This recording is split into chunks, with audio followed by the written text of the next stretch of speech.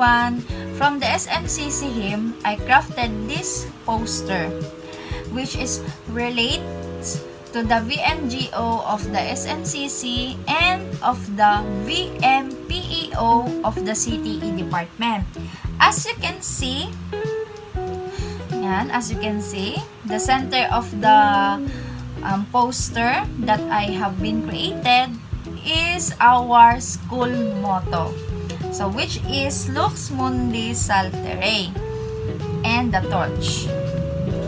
That signifies the purpose of education to serve as a beacon of light, which we can enable to see the bright future ahead of us.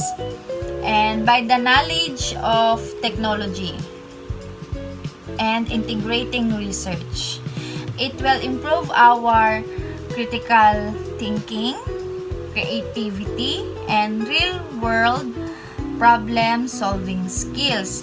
And by incorporating faith into our learning process and also into ourselves, the students on SMCC are encouraged to explore their spirituality, develop their moral values, and foster a sense of purpose and meaning in life.